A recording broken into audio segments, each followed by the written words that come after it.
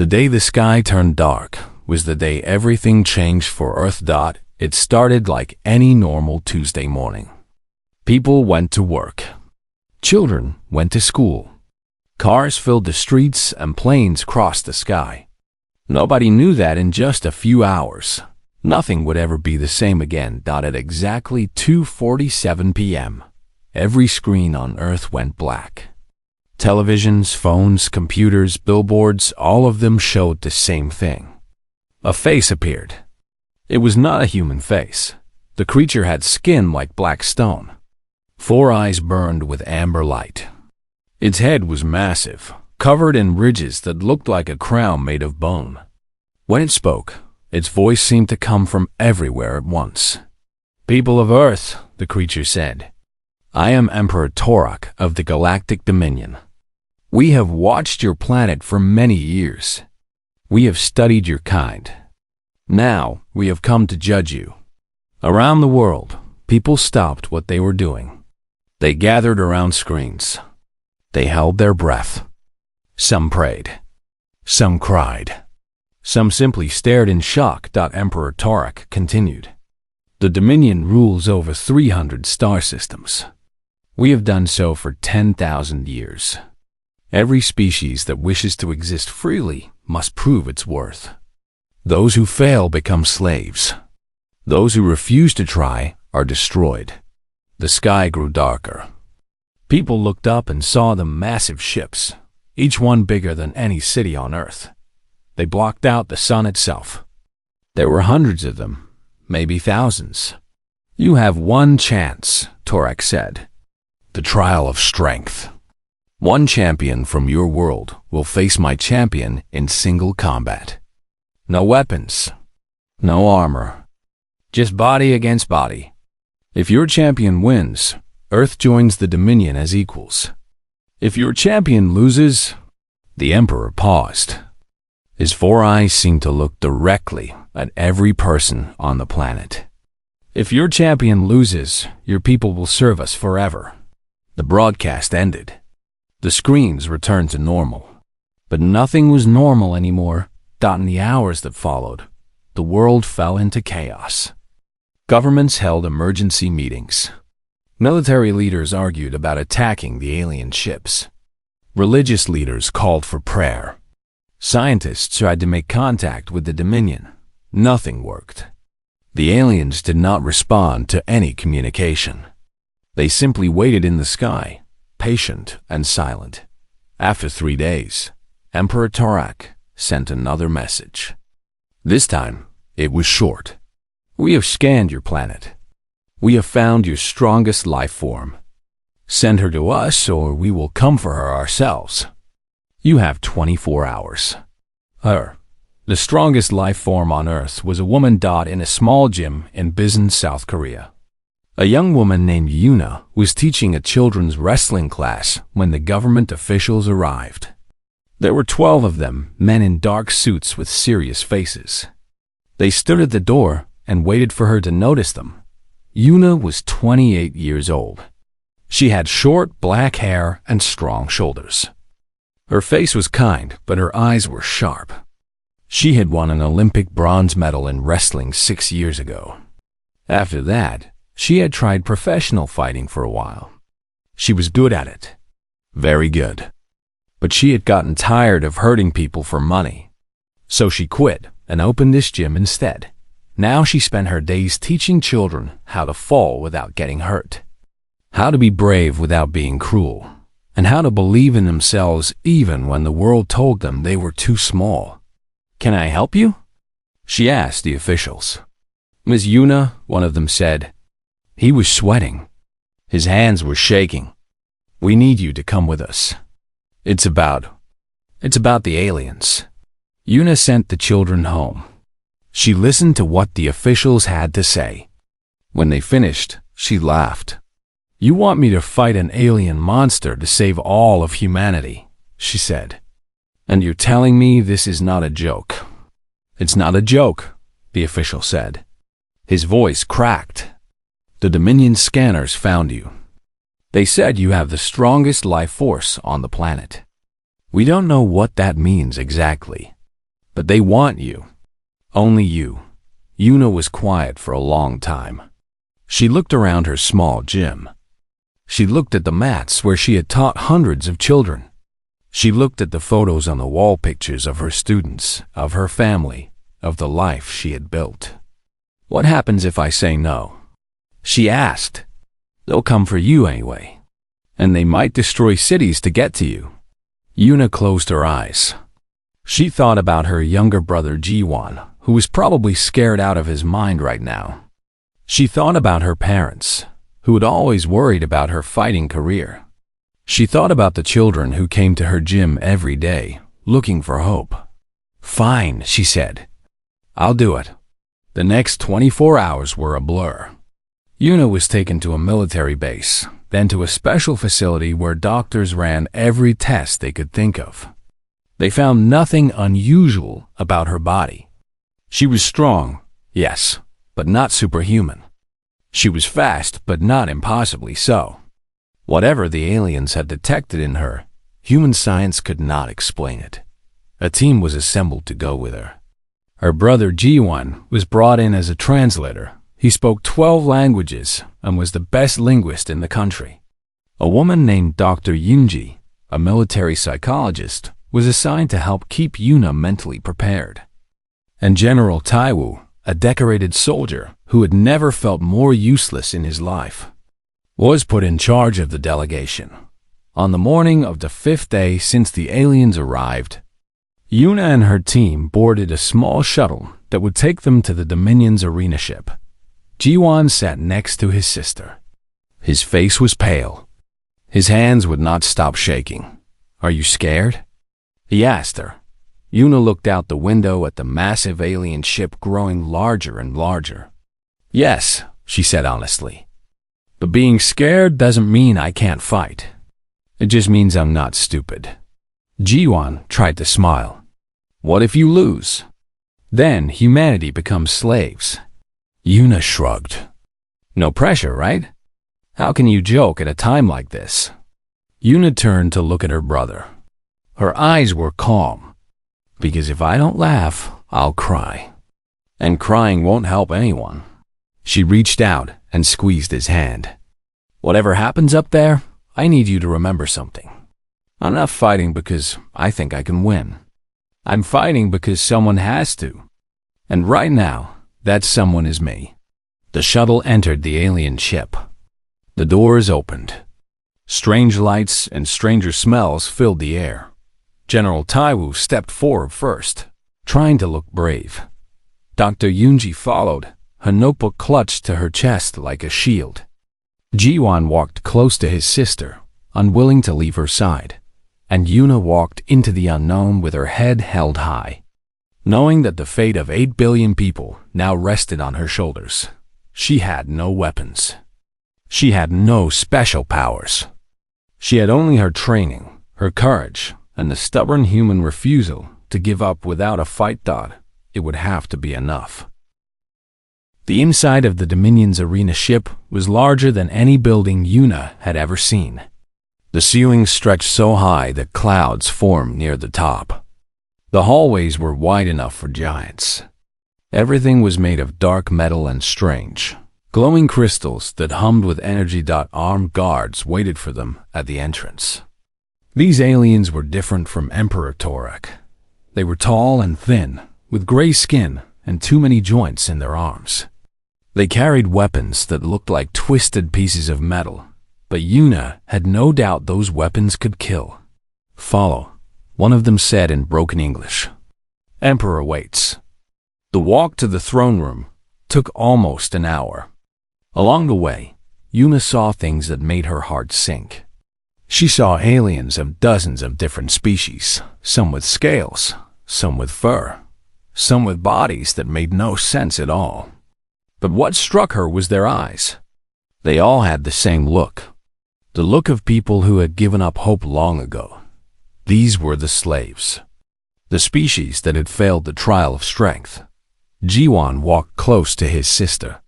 His translator device kept picking up fragments of conversation from the aliens they passed. He heard words like human, small, and dead soon. He decided not to translate those for YUN. At that, Dr. Yunji was taking notes furiously. As a psychologist, she found everything fascinating. As a human being, she was terrified. General Taiwu tried to maintain military posture, but his legs felt weak. He had led soldiers into battle before. He had faced death many times. But this was different. This was beyond anything he had trained for. Finally, they reached the throne room. It was enormous. The floor was made of something that looked like black glass. The walls were lined with statues of alien warriors, each one more frightening than the last. And at the far end, sitting on a throne carved from a single massive crystal, was Emperor Torak. He was even more impressive in person. His body was huge, covered in natural armor that looked like volcanic rock. His four amber eyes glowed with ancient intelligence.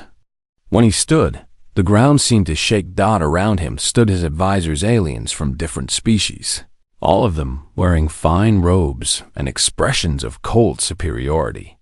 Behind them, in the shadows, other figures watched. Representatives from conquered worlds, here to witness another species fall. "So," Emperor Torak said, his voice filling the room like thunder, "this is the champion of Earth." Yuna stepped forward. She had to crane her neck to look at his face. "I am Yuna," she said. "I'm here to fight for my people." The Emperor studied her. His four eyes moved independently, examining her from every angle. "You are small," he said at last. "Smaller than I expected." "Size isn't everything," Yuna replied. A ripple of laughter went through the watching aliens. Even some of the advisors smiled. But Emperor Torak did not laugh. His eyes narrowed slightly. "Brave words," he said. "Many champions have spoken brave words. They all died screaming." "Maybe," Yuna said. "Or maybe I'll be different." The Emperor leaned forward on his throne. "I like you, little human. You have fire in your spirit. It is almost a shame that you must die." He raised one massive hand and gestured toward the shadows. "General Vorn, come forward." The shadows moved. Something huge stepped into the light. Yuna had seen pictures of aliens in the news reports over the past week. She had tried to prepare herself for anything. But General Vorn was beyond anything she had imagined. He stood over 8 feet tall. His body was covered in plates of natural armor, bone-like growths that protected every vital area. His arms were thick as tree trunks. His hands ended in fingers that looked capable of crushing steel. His face was flat and brutal, with small red eyes and a mouth full of teeth like broken glass. He was a Krath. His species had been created for war. Their bones were denser than iron. Their muscles could generate enough force to punch through walls. They felt almost no pain. And General Vorn was the greatest warrior his species had ever produced. He had killed 47 champions from 47 different worlds. He had never been defeated. He had never even been seriously hurt. Vorn looked down at Yuna. His red eyes showed nothing. No anger, no excitement, no pity. Just the cold assessment of a predator examining prey. "This," he said. His voice was deep and rough, like stones grinding together. "This is what I must kill." He turned to the Emperor. "This is an insult." "The scanners do not lie," Torak said. "She is the strongest life form on her planet. Then her planet is weak." Vorn looked at Yuna again. "I will try to make your death quick, small one. As a courtesy." Yuna should have been afraid. She should have been shaking. But instead, she found herself doing something she had learned long ago in her wrestling days. She was watching, studying, looking for any detail that might matter. She noticed how Vorn stood. He favored his right side slightly, putting more weight on his right leg. She noticed how he moved. His left knee made a soft clicking sound with each step, as if something inside was not quite right. She noticed his eyes. They tracked movement, But there was a tiny delay, maybe a fraction of a second, when things changed direction suddenly. These were small things. Tiny weaknesses. But in a fight, tiny weaknesses could mean everything. When do we fight? Yuna asked, keeping her voice steady. 3 days, Emperor Torak answered. You will be given quarters, food, anything you need to prepare. His lipless mouth curved into something that might have been a smile. Use the time wisely, little human. It may be the last time you have. The guards led Yuna and her team to their quarters. The rooms were surprisingly comfortable, large beds, clean water, even windows that showed the stars outside. But nobody felt like resting. Jiwon paced back and forth. Did you see that thing? He said. Did you see the size of it? Yuna, this is impossible. You can't fight that. Dr. Yoonji was still writing in her notebook, her hand shaking. The psychological impact alone. The fear response he generates. It's designed to defeat opponents before the fight even begins. General Taiwu stood by the window, staring at nothing. I'm sorry, he said quietly. I'm so sorry we put you in this situation. Yuna sat on the edge of her bed. She was quiet for a long moment.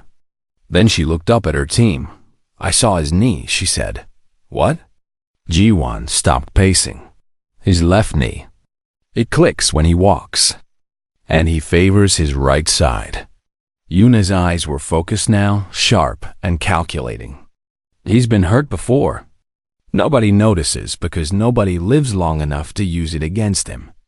Dr. Yoonji stared at her. You were analyzing him? While he was threatening to kill you? That's what fighters do, Yuna said simply. We look for openings. She stood up and stretched her arms.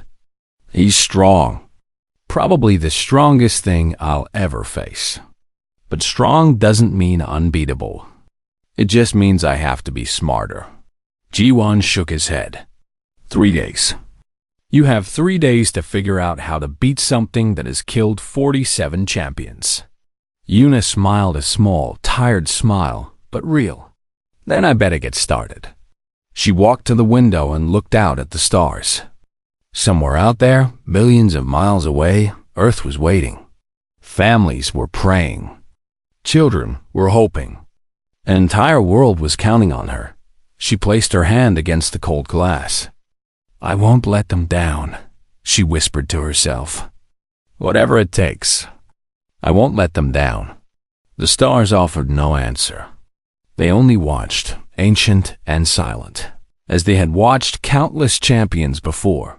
But something about this small human was different. Even the stars could feel it.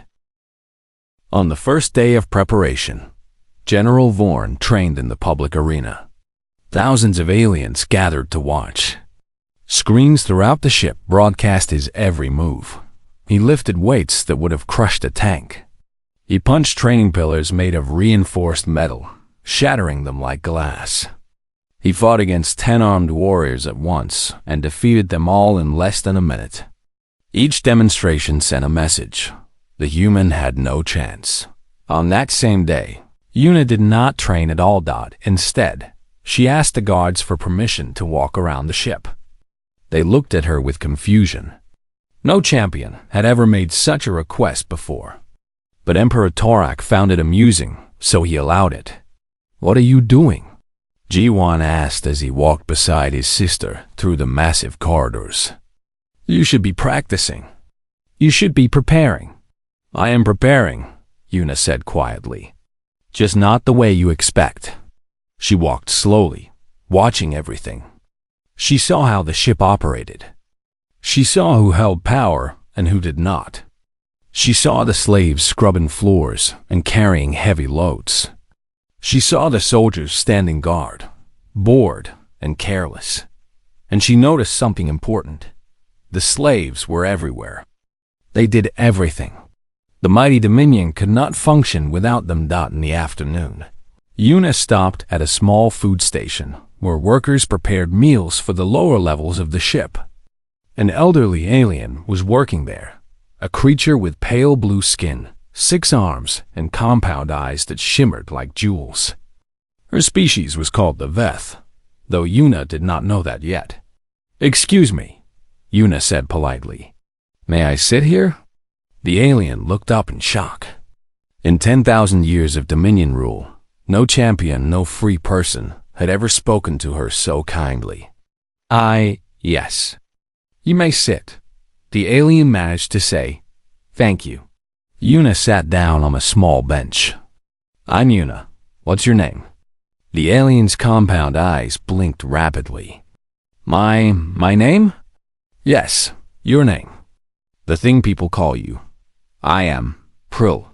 The alien said it slowly, as if remembering something she had forgotten long ago. "I am called Prill. It's nice to meet you, Prill." Yuna smiled warmly. "Can you tell me about this ship? About the Dominion? I'm new here, and I want to understand." Prill was confused at first. Suspicious, even. But Yuna's kindness was genuine, and kindness was so rare in this place that Prill could not resist it. She began to talk. She told Yuna about the Dominion, how it had grown over thousands of years, conquering world after world. She told her about the trial of strength, how it was designed to be impossible, a way to justify endless slavery. She told her about the different species on the ship, their histories, their suffering, and eventually, she told Yuna about General Vorn. "He was not always the Emperor's champion," Prill said, her voice dropping to a whisper. "Once there was another Krath warrior, stronger than Vorn, but that warrior was defeated by a champion from a water world, a creature with no bones at all. It moved in ways the Krath could not follow. It could not be grabbed, could not be held. It twisted around his attacks like smoke. What happened?" Yuna asked. "The water creature won. The Krath warrior was killed." Prill's eyes dimmed with old pain. But then Emperor Torak changed the rules. He said the water creature had cheated somehow. He had it executed. And he made Vorn the new champion, a Krath who had learned from the old one's defeat. "Learned what?" Prill leaned closer. "The Krath have a weakness. Their armor makes them strong, but it also makes them stiff. They cannot twist their bodies properly. Their joints do not bend the way other creatures bend. That water creature knew this. It attacked the gaps, the places where the armor could not protect." Yuna listened carefully. "But Vorn has killed 47 champions since then. Didn't any of them figure this out?" "Some did," Prill said sadly. "But knowing the weakness is not enough. The Krath are too fast, too strong. By the time a champion finds an opening, Vorn has already killed them. No one has ever survived long enough to use the knowledge." "I see." Yuna was quiet for a moment. Then she asked, "How did you know all this, Prill?" Prill's eyes shimmered with ancient grief. "Because I was once a warrior queen of the Veth. I fought in the arena long ago. I lost. And I have been a slave ever since, watching champion after champion die." Yuna reached out and gently touched Prill's arm, a simple gesture of comfort. "I'm sorry for everything you've suffered." Prill stared at her. In all her years of slavery, no one had ever apologized to her. No one had ever acknowledged her pain. "Why?" Prill asked, her voice breaking. "Why are you being kind to me? I am nothing. I am less than nothing." "You're not nothing," Yuna said firmly. "You're a person who has survived terrible things. That makes you strong in ways that Monster Vorn will never understand." Prill began to cry softly, silently, in the way that slaves learn to cry so their masters would not hear. "Win," she whispered. "Please, little human, win. Not just for your world. For all of us. For everyone the Dominion has crushed." That night, Yuna returned to her quarters. Dr. Yunji was waiting with a dozen training plans and strategies. General Taiwu had arranged for exercise equipment to be brought in. Ji-1 was pacing nervously, as always. "Where have you been?" G1 demanded. Vorn has been showing off all day. The whole ship is laughing at us. They think you've given up. Good, Yuna said. Let them think that. Good? How is that good? Yuna sat down and looked at her team. I learned something today. Something important. She told them what Prill had said about the craft's weakness. She told them about the water creature who had won, and how the Emperor had cheated to maintain his power. Dr. Yunji's eyes widened. So there's a way to beat him? In theory. In theory, Yuna agreed. But Prill was right knowing isn't enough. I have to survive long enough to use what I know. That means I have to do something no champion has ever done before. What's that? General Taiwu asked. Yuna smiled grimly. I have to make him tired. The next 2 days, Yuna continued her routine. She walked the ship. She talked to slaves and servants. She learned names, heard stories, offered kindness where none had been given before. Word began to spread among the lower levels of the ship. The human champion was different. She was kind. She treated everyone with respect. She asked questions and actually listened to the answers. Some of the older slaves began to hope a dangerous thing in the Dominion, where hope usually led to pain. But they could not help themselves. There was something about this small human woman that made them believe.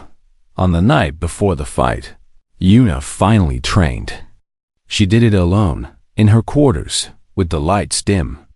She ran through movements she had practiced 10,000 times before. Takedowns, escapes, joint, locks, submissions. Her body remembered what her mind did. Not need to think about. She was not trying to get stronger. She was already as strong as she would ever be. She was not trying to learn new techniques. There was no time for that. She was reminding herself who she was. She was Yuna, a wrestler, a fighter, a teacher of children who believed in her, a daughter, a sister, a human being who had faced hard things before and had never given up. Tomorrow, she would face the hardest thing of all. But tonight, she was ready. Jiwan found her sitting by the window later, looking at the stars. Are you scared? He asked softly. Terrified, she admitted. But you're going to fight anyway. Yes. Jiwan sat down beside her. Why? Why do you keep going when things are so impossible? Yuna thought about the question for a long time. Finally, she said, because giving up is worse than losing. Because I would rather die trying than live knowing I didn't. And because somewhere down there, she pointed toward the distant stars where Earth waited. There are children who need to know that it's okay to be scared. It's okay to face giants. It's okay to fight even when you might lose. She looked at her brother with tears in her eyes. That's what I teach them, Jiwan. Every day in my gym. I teach them that the size of the fight in you matters more than the size of you in the fight. Tomorrow, I have to prove that I meant it. Jiwan hugged his sister tightly. I believe in you, he whispered. I always have. Outside the window, the stars continued their silent watch. Tomorrow, everything would change. But for now, in this quiet moment, two siblings held on to each other and remembered what it meant to be human. It meant hope. Even in darkness, it meant love. Even in fear, it meant never, ever giving up. The arena was the largest structure Yuna had ever seen. It stretched for miles in every direction, with seats climbing toward the ceiling like mountains made of stone. 1,000,000 aliens filled those seats, creatures of every shape and size, from every conquered corner of the galaxy. They had come to watch a human die. Giant screens floated in the air, ready to broadcast the fight to every planet in the Dominion. Billions of beings would watch. This was not just a fight. It was entertainment. It was a reminder of who held power and who did not. Emperor Torak sat on a special throne high above the arena floor. His 4 amber eyes glowed with anticipation. Around him, his advisors whispered and laughed. They had seen this play out 47 times before. They knew how it would end. General Vorn entered the arena first. The crowd erupted. The sound was like thunder, a million voices screaming his name, stamping their feet, pounding their hands together. Vorn walked slowly to the center of the fighting floor, his bone armor gleaming under the bright lights. He raised his massive fists, and the crowd roared even louder. He was a god of war. He was unbeatable. He was death itself. Then Yuna walked out. The arena fell silent. She looked so small, so fragile. She wore simple training clothes, a black shirt, loose pants, no shoes. Her short black hair was tied back. Her hands were empty. She had nothing to protect her, nothing to help her. Someone in the crowd laughed. Then another. Then thousands. The laughter spread like a wave, filling the arena with mockery. Even some of the slaves in the service tunnel shook their heads sadly. They had hoped, but hope was foolish. This tiny creature could not possibly win. Yuna walked to the center of the arena and stopped 10 feet from General Vorn. She looked up at him, way up, past his chest, past his shoulders, until her eyes met his. His red eyes stared down at her with something that might have been pity. "You came," he said. "I thought you might run." "Running wasn't an option," Yuna replied. "It would have been smarter. I would have found you eventually, but you would have lived longer. Maybe, but I would have died a coward. That's worse." Vorn tilted his massive head. "Interesting. You truly believe you have a chance?" Yuna smiled slightly. "I guess we'll find out." Emperor Torak's voice boomed across the arena. "The trial of strength begins now. The rules are simple. No weapons, no outside help. Fight until one cannot continue. Let the battle decide the fate of Earth." A horn sounded deep and terrible, shaking the floor. "Begin." Vorn attacked instantly. He was faster than anything that large should be. His fist swung toward Yuna's head with enough force to crush stone. If it connected, her skull would shatter like glass. But she was not there. Yuna moved. Not away from the punch, but into it, ducking under his arm and rolling past his body. She came up behind him and was already moving again before he could turn. Vorn spun, his other fist sweeping through the air. Yuna ducked again, letting the blow pass inches above her head. She felt the wind of it against her hair. The crowd fell silent again. This time, there was no laughter. Vorn attacked again, and again, and again. Each blow was powerful enough to kill. Of worse to kill. Each blow hit nothing but air. Yuna was not fighting back. She was not trying to hurt him. She was simply not letting him hurt her. She moved like water flowing around his attacks, slipping through gaps, never staying in one place long enough for him to grab her. 1 minute passed. Then 2, then 5. Vorn was breathing harder now. His movements were slightly slower. Sweat appeared on his gray skin. This had never happened before. His fights usually lasted seconds, not minutes.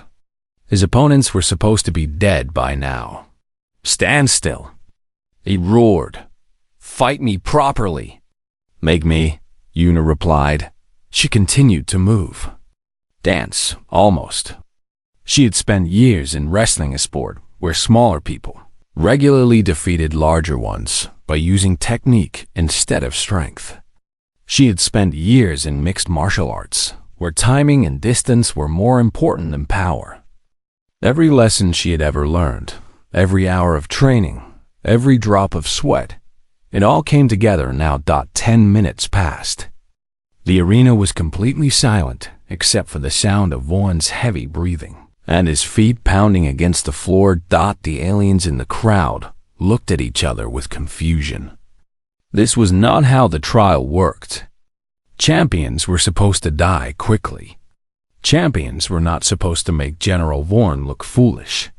Emperor Torak leaned forward on his throne, his four eyes narrowing. 15 minutes. Vorn was struggling now. His movements were clumsy. His perfect warrior's form was breaking down. He had never needed endurance before.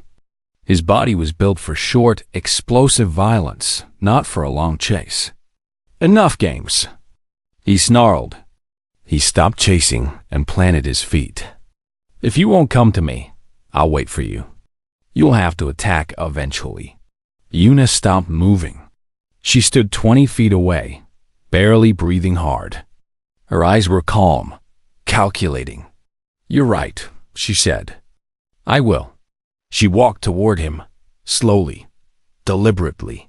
Vorm watched her approach. His red eyes tracked her every movement, waiting for her to make a mistake. 10 feet away. 5 feet. 3 feet. She was within his reach now. He could grab her, crush her. And this, he lunged. While Yuna exploded into motion. She dropped low, sliding under his grasping arms. Her elbow drove into the gap between his armor plates at the left knee, the weakness she had noticed on the first day. Vorn screamed. It was the first time he had felt real pain in years. His knee buckled. He stumbled forward, off balance. Yuna was already behind him. She kicked the back of his damaged knee, and he dropped to one leg. She jumped onto his back, wrapping her arm around his throat, the one place his armor did not protect. The crowd gasped. A million beings held their breath. Vorn reached back, trying to grab her. But his arms were too bulky, his armor too stiff. He could not reach the small human clinging to his neck. He tried to stand. Yuna shifted her weight, keeping him off balance. He tried to throw himself backward, to crush her against the floor. She anticipated it, sliding to the side at the last moment. Her arm tightened around his throat. She squeezed Vor and could not breathe. His massive lungs screamed for air. His vision began to blur. He fell to both knees now, his strength leaving him. Yield, Yuna said quietly, her voice strained with effort. I don't want to kill you. Yield. I cannot. Vorn gasped. The words came out as a whisper. Death. Before dishonor. Then choose life with honor. Yuna's arm tightened further. Losing doesn't make you weak. It makes you someone who fought their hardest and met someone who fought harder. There's no shame in that. Vorn's red eyes were fading. He had seconds left before he lost consciousness. Live, Yuna said. Live and learn. Live and grow. That's what strength really means. General Vorn, undefeated champion of the Galactic Dominion, went limp. Yuna held on for 3 more seconds to make sure, then released him. He collapsed to the floor, unconscious but alive. She stood up slowly. Her arms ached. Her body was shaking with exhaustion. But she was standing, and he was not. The arena was completely silent. A million aliens stared in disbelief. The screens that broadcast to billions showed a tiny human woman standing over the fallen body of the greatest warrior the Dominion had ever known. Then, from somewhere in the upper levels, a single voice screamed. It was a slave one of the Veth, Yuna realized. The scream was not fear. It was joy. Other voices joined in. Slaves throughout the arena began to cheer. They stamped their feet and shouted and cried. They had waited 10,000 years for this moment. They had waited their entire lives. Someone had finally won. Hope was alive. On his throne high above, Emperor Torak sat very still, his 4 amber eyes fixed on the small human woman who had done the impossible. His advisors whispered frantically. This was a disaster. This changed everything. The Dominion's reputation, their power, their control, all of it was threatened by this one moment. But Emperor Torak was thinking something different. He was thinking that in 10,000 years of rule, he had never seen anything quite like what he had just witnessed. He was thinking that perhaps the universe was larger than he had imagined, And he was thinking that this small, remarkable creature from a small, unremarkable planet had just shown him something new, something that felt almost like respect.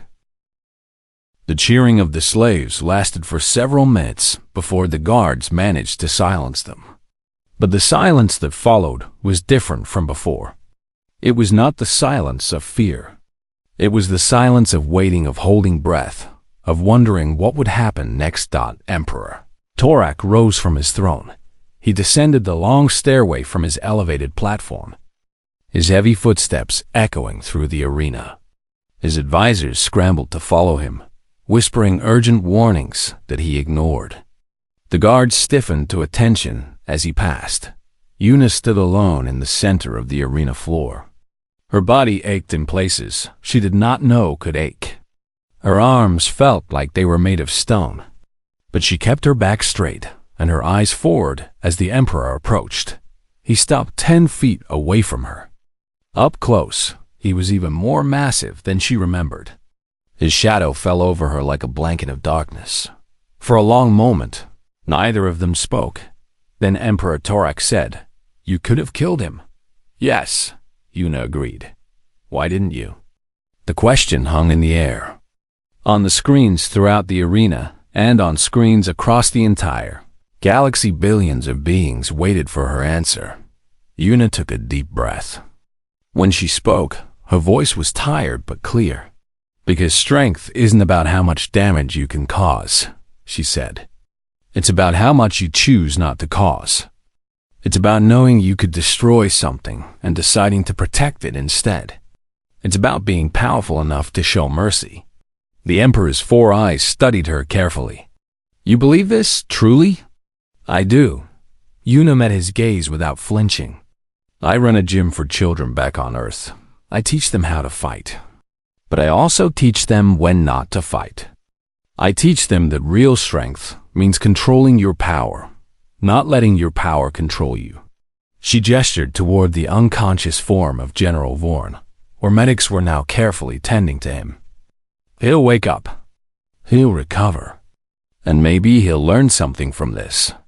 Maybe he'll understand that there's more to being a warrior than just winning." The Emperor was quiet for a long time. The arena remained silent. The entire galaxy held its breath.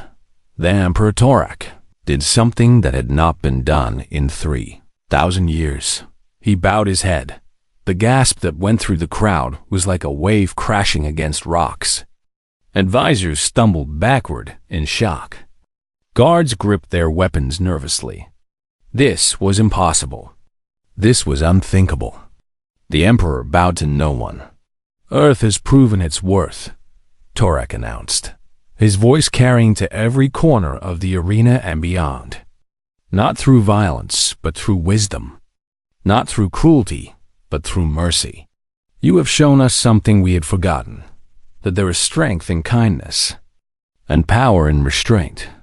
He raised his head and looked at Yuna with something new in his ancient eyes. Respect, perhaps even admiration. "The Dominion has conquered many worlds," he continued. "We have built our empire on the belief that might makes right. But perhaps—" He paused, as if the words were difficult for him. "Perhaps it is time we learned a different way." The slaves in the arena began to cheer again. This time, the guards did not stop them. In the days that followed, everything changed. Earth was accepted into the Galactic Dominion as an equal partner. The first world in 10,000 years to achieve this through the trial of strength. But more importantly, the trial itself was abolished. Emperor Torak declared that from this day forward, new species would be welcomed through diplomacy rather than combat.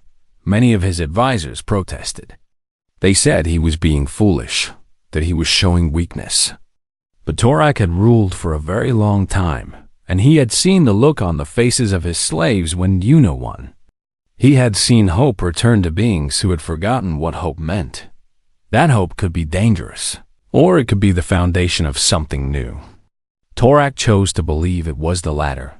Prill, the elderly Veth who had helped Yuna, was freed.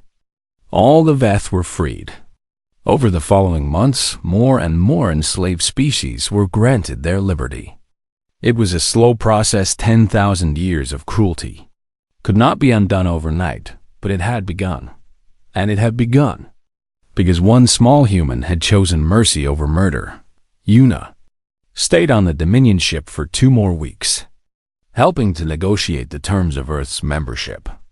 She met with representatives from dozens of worlds. She answered endless questions about humanity, about Earth, about her beliefs. Everywhere she went, people wanted to see her, talk to her, touch her. She had become a symbol of something larger than herself. But eventually, she grew tired of being a symbol. She missed her gym. She missed her children. She missed the simple life she had built for herself. When the shuttle finally brought her back to Earth, Jiwan was at her side. He had changed during their time away. He stood taller now. His voice was steadier. Watching his sister face the impossible had taught him something about courage that no book could ever explain. Dr. Yunji published her observations about Yuna's psychological resilience. The paper became famous in academic circles. Yuna never read it. General Taiwu offered Yuna medals, titles, government positions, unlimited funding for her gym. She refused them all. "I just want to go home," she told him. "I just want to teach kids how to wrestle." And so she did. Her gym in Bizen became the most famous gym in the world. Children lined up around the block to train with her. Parents brought their kids from other countries, other continents. Everyone wanted to learn from the woman who had saved humanity. But Yuna treated them all the same, the famous and the unknown, the rich and the poor. She taught them takedowns and escapes. She taught them discipline and respect. She taught them that being strong did not mean being cruel, and that true winners know when not to fight. One evening, about 6 months after her return, Jiwan found her sitting alone in the empty gym. The children had gone home. The lights were dim. She was staring at a photograph on the wall, a picture of her students, taken before any of this had happened, when she was just a regular teacher and they were just regular kids. "What are you thinking about?" Jiwan asked. Yuna smiled softly. "I'm thinking about how strange life is.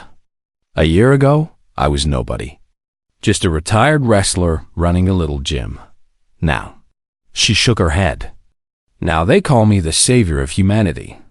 Does that bother you?" "A little," she admitted. "I didn't save anyone by myself.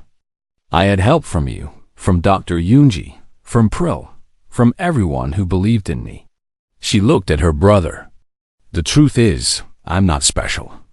I'm just someone who refused to give up." Jiwan sat down beside her. "Maybe that's what makes you special."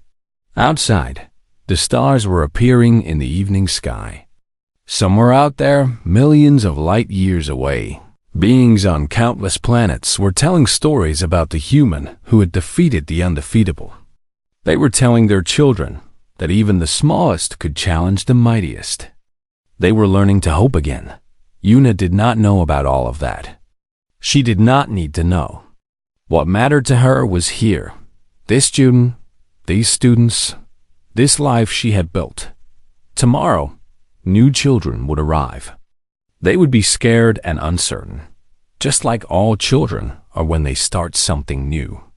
And Yuna would welcome them. She would teach them. She would show them that they were stronger than they knew. That was her victory. Not the fight in the arena, not the fame or the glory. Her victory was every child who walked out of her gym believing in themselves a little more than when they walked in. Jiwan stood up to leave, but paused at the door. "Hey, Yuna?" "Yes, thank you." "For everything?" Yuna smiled a real smile, warm and peaceful. "Thank you for believing in me when I needed it most." After he left, she stayed a little longer, alone with her thoughts. She looked at the photograph again, at the smiling faces of her students, and felt a deep sense of gratitude that she had faced the impossible and survived. She had carried the weight of billions and not broken. She'd shown the galaxy what humanity could be at its best. And now, she was home. The stars outside continued their ancient dance, watching over a small blue planet that had earned its place among them. And in a small gym in Bizon, a tired woman finally allowed herself to rest. The universe was vast and strange, and often cruel. But sometimes, in the right moments, it produced heroes. Not heroes who were born special. Not heroes with magic powers or superior strength. Just ordinary people who chose to be extraordinary when it mattered most. That was the human way. And the galaxy was only beginning to understand it.